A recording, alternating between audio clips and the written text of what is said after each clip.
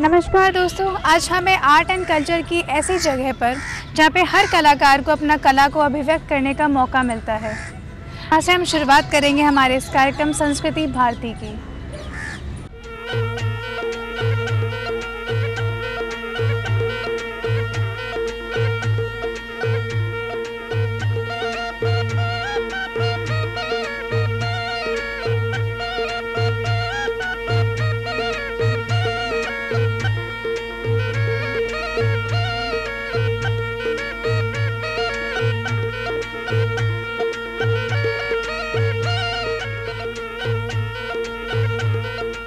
आज कला और कलाकार में हम बात करेंगे वरिष्ठ रंगकर्मी और नाट्य गुरु भारत रत्न भार्गव जी से। भार्गव जी, आपका बहुत बहुत स्वागत है हमारे इस कार्यक्रम संस्कृति भारती में।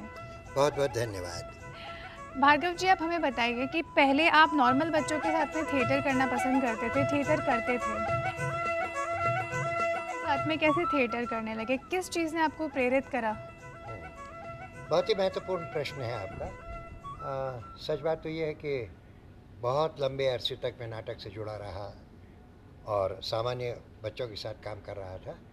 और सेवानिवृत्ति के बाद मैं सोच रहा था कि वापस अपनी जन्मभूमि में आऊं और इस तरह के बच्चे साधन इन बच्चों के साथ काम करूं। मुझे अनायास एक सुयोग मिला राजस्थान नेत्रहीन कल्याण संघ के बच्चों के साथ एक नाटक करने का। मुंशी प्रेमचंद की प्रसिद्ध कहानी ईदगाह, उसका रूपांतर किया। उन बच्चों के साथ जब नाटक किया तो इतना अद्भुत अनुभव था कि वो अनिर्वचनीय है।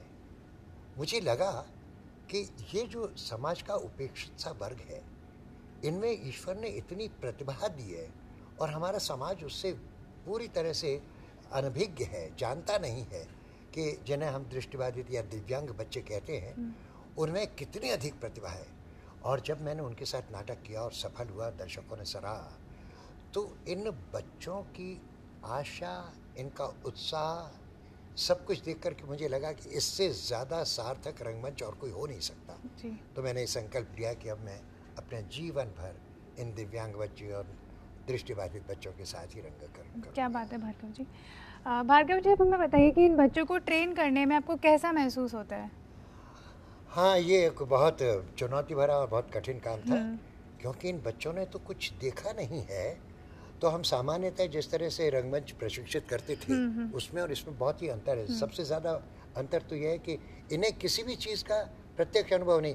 नदी, पेड़, पहाड़, पशु पक्षी, मकान, सारे जीवन के जो हम जिनसे प्रति क्षण परिचित होते हैं, ये केवल अनुमान लगाते हैं उनका कि नदी ऐसी होगी, पहाड़ ऐसा होगा, आसमान या सूर्य या चंद्रमा ऐसा होगा। और इनकी सबसे बड़ी शक्ति है सुनने की शक्ति। इनकी ये श्रवण शक्ति इतनी ज़बरदस्त है कि अगर एक आवाज़ ये सुन लेते हैं, और ये मैंने अनुभव किया जिनके साथ जब पहला नाटक कर रहा था, तो जैसे महीने भर बाद मैं गया और मैंने कहा बच्चों, तो एक साथ इनके मुंह से मेरा नाम, और वो ऐसा लगा जैसे कि रिकॉर्ड हो गया है, मेरी आवाज़ रिकॉर्ड हो गई इनके दिलो दिमाग पर। फिर बाद में मुझे लगा कि ये अद्भुत चीज़ है, इसका उपयोग किया जाना चाहिए। तो हमने, आपने देखा होगा एंट्री एग्जिट में, अब इनको पता नहीं है, हम तो स्टेज पर या आ गए बच्चे, अब कब एग्जिट करेंगे, तो उसके लिए हमने ध्वनि, आवाज़ें, कि किस तरह की आवाज़ को सुन कर के ये एग्जिट करेंगे, किस तरह की आवाज़ सुन कर के ये दूसरे लोगों से बातचीत करेंगे। उसके लिए हमें एक नई, कहना चाहिए, रंग युक्ति, एक थिएट्रिकल डिवाइस तलाश करनी पड़ी जो मुख्यतः ध्वनि पर आधारित है। और दूसरी चीज़ मैंने ये देखा है कि अभी भी आपने देखा होगा कि वो स्पर्श से, हाथ की दूरी से, कदमों से नाप करके उस जगह का अनुमान लगा लेते हैं जहां इनको अभिनय करना है। तो हम, सबसे बड़ी बात यह है कि इनकी जो अद्भुत क्षमता है उससे हम अपरिचित हैं। हमने बस इतना सा किया कि वो जो ईश्वर ने इनको जो दिया है उसको ज़रा सा पॉलिश करने की कोशिश की, और ये एहसास कतई नहीं होने दिया इन्हें कि किसी भी चीज़ से वंचित है। इनके न देख पाने की स्थिति, इनको हमने कल्पना के ज़रिए से इनको बतलाई, और फिर ये जिस तरह ग्रहण करते हैं और जिस तरह से व्यक्त करते हैं वो अद्भुत है और इतना अकल्पनीय है। हमारे जो सामान्य लोग हैं उनकी दुनिया से इनकी दुनिया बहुत अलग है, लेकिन बहुत महत्वपूर्ण है और बहुत ही विलक्षण है। भार्गव जी, संस्कृति भारती में हमसे जुड़ने के लिए, हमसे बात करने के लिए आपका बहुत बहुत धन्यवाद। आपको बहुत बहुत धन्यवाद। इन बच्चों की ओर से मैं आपको धन्यवाद प्रेषित करता हूँ, क्योंकि इन बच्चों के लिए बहुत ही महत्वपूर्ण बात है कि आपकी दूरदर्शन की टीम यहाँ आई है इन बच्चों से बात करने के लिए। इनकी प्रतिभा को निखारने में आपका जो सहयोग है बहुत महत्वपूर्ण है और इसलिए आपको बहुत बहुत धन्यवाद। आपका नाम क्या है? मेरा नाम अंशुल कुमावत है। अच्छा, तो अंशुल, हम लोग दूरदर्शन से आए हैं आपसे बात करने के लिए, है ना? जी। आप बताइए कि आपने ये नाटक करके आपको कैसा लगा बेटा? बहुत अच्छा लगा। बहुत अच्छा लगा। आपने फर्स्ट नाटक क्या किया था, आपको याद है? हाँ। क्या था, क्या नाम था उसका? ईदगाह। ईदगाह। उसमें क्या रोल था आपका? मेरा ठुल्लू मियाँ का। ठुल्लू मियाँ। अच्छा अंशुल, इस नाटक का आपका कोई डायलॉग, संवाद याद है? माँ, पिताजी, भैया, मुझे बाहर निकालो, मुझे बंद मत करो, मुझ पर दया करो, मैंने तुम्हारा क्या बिगाड़ा है, मुझ पर ऐसा अत्याचार मत करो, भगवान के लिए मुझे जिंदा रहने दो।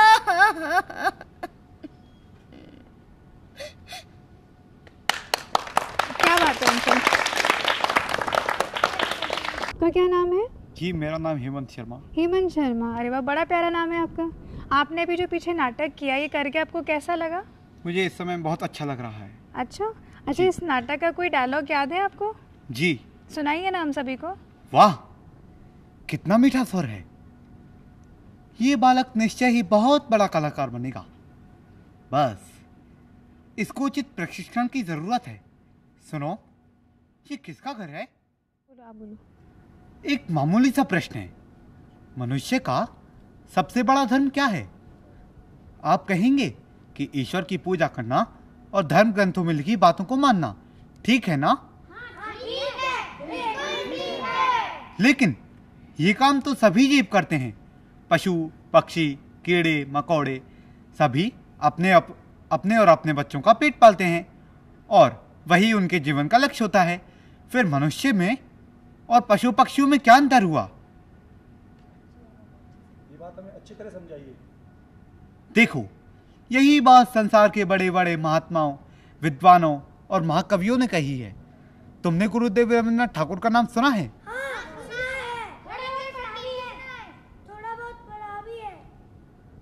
मैं तुम्हें उनका एक गीत सुनाता हूं। ओ मेरे प्रभु, ओ मेरे प्रभु, ओ मेरे प्रभु, रहते हैं जहाँ सबसे दीन, रखते वहीं तुम अपने चरण, रहते हैं जहाँ सबसे दीन, रखते वहीं तुम अपने चरण, उन्हीं का बस करते बरन, रखते जहाँ तुम अपने चरण, करता उन्हीं का मैं।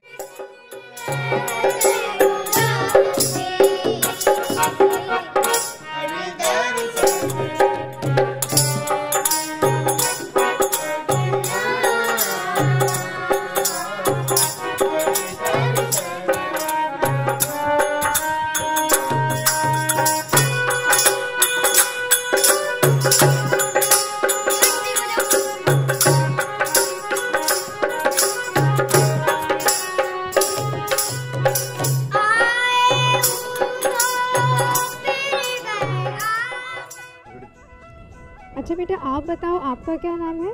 मेरा नाम रोहित प्रजापति है। रोहित, अच्छा रोहित, आपको नाटक करके भी कैसा लगा? मैम मुझे बहुत अच्छा लग रहा है। बहुत अच्छा लगा। अच्छा कुछ जल्दी से आप डायलॉग सुना दो इस नाटक का। जी मैम। भोला शंकर जी अगर मेरी माने तो उससे किसी अनाथालय में भर्ती करवा दीजिए। अरे ये तो मेरे लिए बहुत मामूली सी बात है, मैंने तो लोगों के बड़े बड़े काम कराए हैं। अरे तुम नहीं जानते, मेरे हाथ बहुत लंबे हैं, बस कुछ पैसे तो खर्च होंगे, बाकी सारा काम हो जाएगा। तो तुम क्या चाहते हो कि तुम्हारे बाद नंदन दर दर की भीख मांगता फिरे? भिखारी बनाना चाहते हो कि अपने बेटे को? भैया इसके अलावा और कोई चारा नहीं है। ये हुई ना बात, अब देखो मेरा कमाल। नंदन तो अनाथालय में भर्ती हुआ, समझो। आपका क्या नाम है? माय नेम इज पूजा भाटी। पूजा भाटी।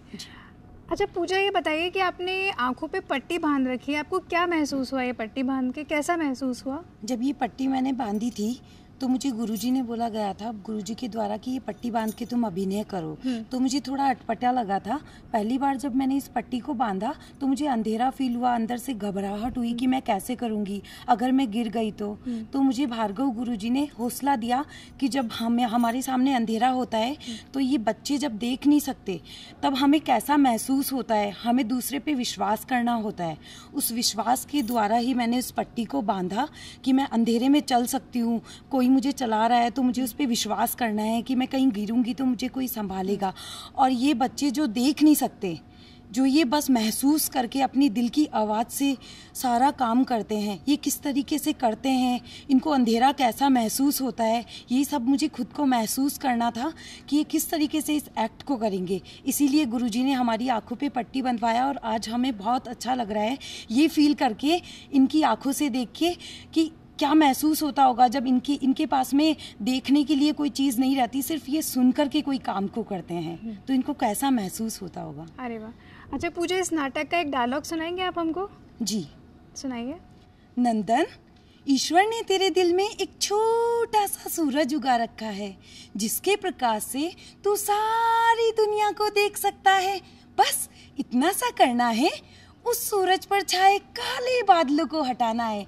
हटाएगा ना?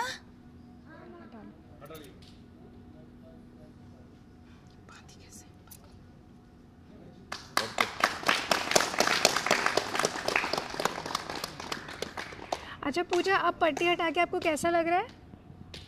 अब रोशनी दिखाई दे रही है, लेकिन जो फील उसमें हो रहा था, शुरू में जो घबराहट थी अंदर से कि पट्टी बांधने के बाद में एक घबराहट फील हो रहा है, कुछ दिखाई नहीं दे रहा, बस जल्दी से इस पट्टी को हटा लूँ तो मैं देख पाऊंगी, वो सब जो महसूस कर रही थी 15 डेज में, हमारे 1 महीने का जो सिविल था उसके अंतर्गत, फिर गुरुजी ने मुझे इतना हौसला दिया कि नहीं, बिना देखे भी महसूस करो कि ये बच्चे कैसे फील करते होंगे, इनको दिखाई नहीं दे रहा, ये महसूस कर करके, आप पे विश्वास कर करके अपने आप को जागरूक करते हैं, अपने आप को हौसला देते हैं। उसी तरीके से जैसे इन बच्चों को हौसला मिला, वैसे ही मुझे हौसला मिला। अब मैं, अगर कोई मुझे मेरी आंखों पे पट्टी लगा के मुझे एक्ट करवाता है तो मुझे बहुत अच्छा महसूस होता है। उसका कारण सिर्फ भारत रत्न भार्गव गुरुजी हैं।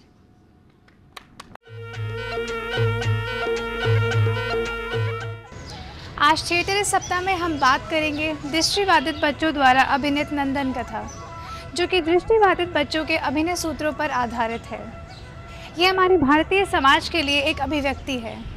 तो आइए देखते हैं इसकी एक सशक्त प्रस्तुति।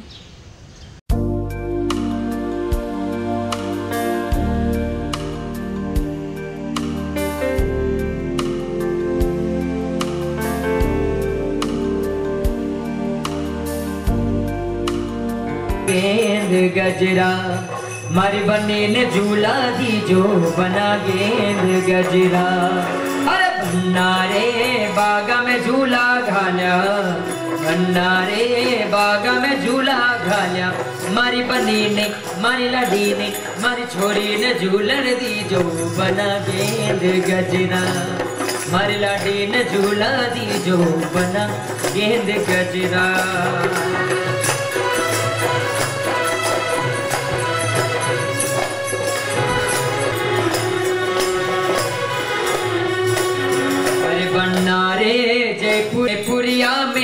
जोरे मारी बनी ने मारी लाडी ने मारी जोरी ले जो बना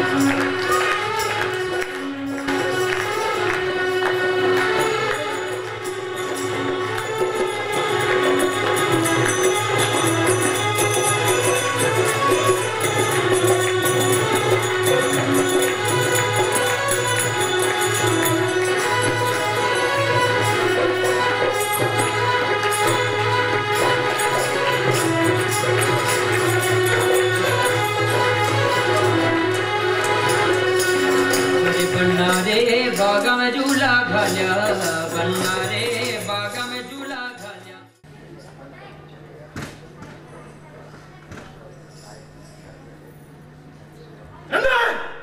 क्या किया तूने? तुझे नहीं बताता हूँ। क्या किया बोल? सारा घर में क्या किया? सारा घर में क्या किया?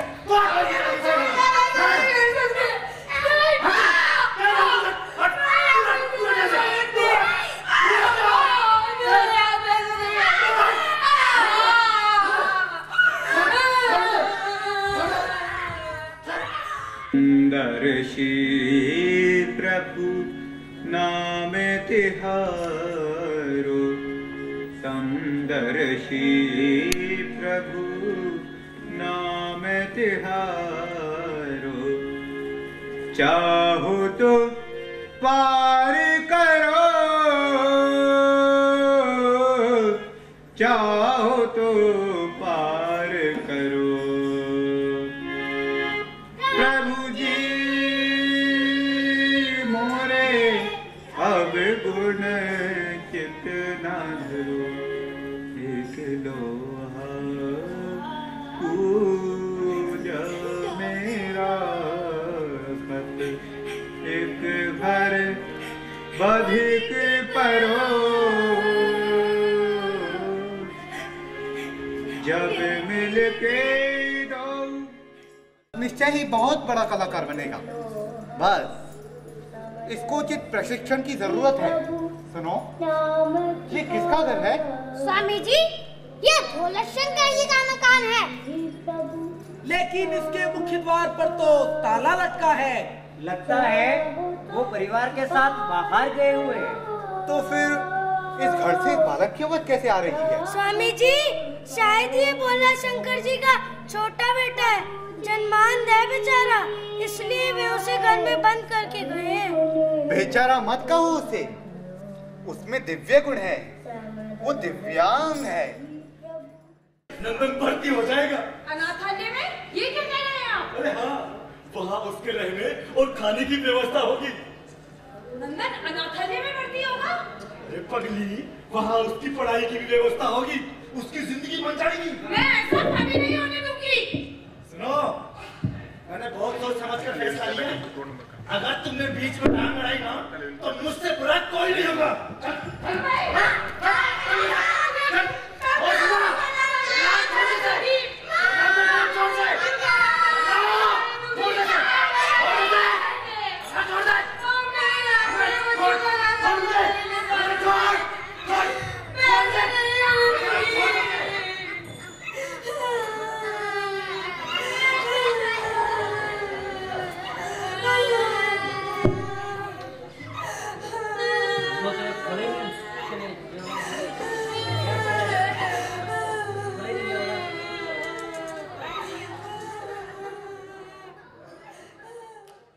जीवन सिंह के घर को लगते लील रही मुहबाएं, लील रही मुहबाएं, लील रही मुहबाएं, लील रही मुहबाएं।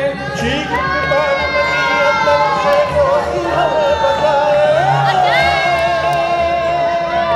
कोई हमें बचाए, कोई हमें बचाए। लेकिन आग भयंकर कोई अंदर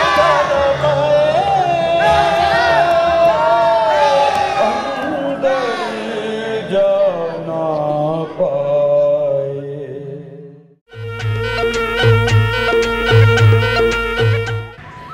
संस्कृति भारती कार्यक्रम में हम आपको अलग अलग लोक संगीत दिखाते आ रहे हैं। इस बार हम आप सभी को दिखाएंगे दृष्टिबाधित बच्चों के द्वारा गाए गए कुछ लोक संगीत जो कि अपने दिल से गाते हैं। तो आइए चलिए लोक संगीत का आनंद लेते हैं।